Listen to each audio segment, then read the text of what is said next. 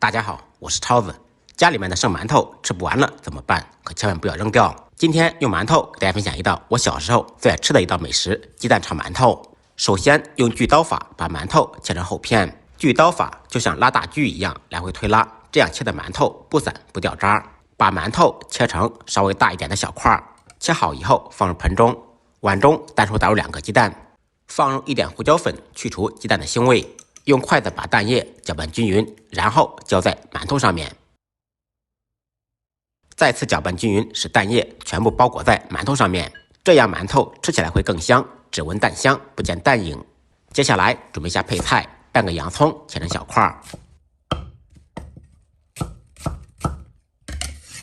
，1个尖椒洗净去籽去瓣，从中间片开，丝配丝，块配块，尖椒同样切成小块。切好以后放入碗中备用。西红柿插上筷子，在火上旋转烧烤，啪的一声裂开，去掉外皮，这样去皮又快又干净，就是有点费筷子。去皮的西红柿清洗干净，在顶部改十字花刀，再切成小丁。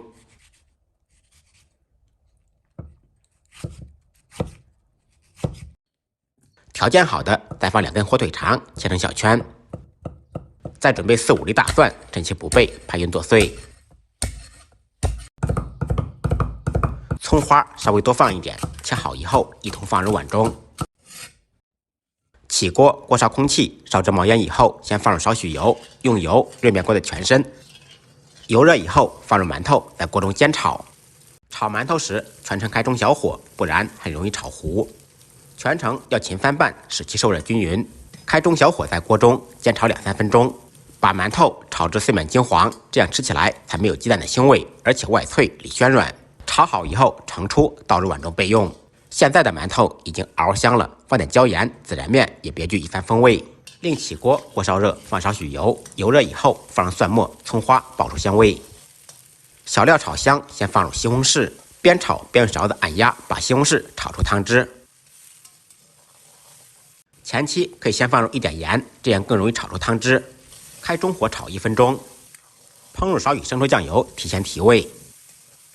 放入洋葱、尖椒或者其他自己喜欢吃的蔬菜，开大火在锅中翻炒，把洋葱和尖椒炒至断生。接下来开始调味，不吃味精的同学放入一点鸡精，放入适量的盐，简单翻炒扒拉2下，把调料全部化开，放入火腿肠，随后放入提前炒好的馒头丁。继续开大火快速翻炒，使馒头吸收汤汁的味道。喜欢吃焦一点的就少炒一会儿，喜欢吃软一点的就多炒一会儿。出锅之前淋少许香油，翻炒均匀，起锅装盘，一道超级好吃的鸡蛋炒馒头就做好了。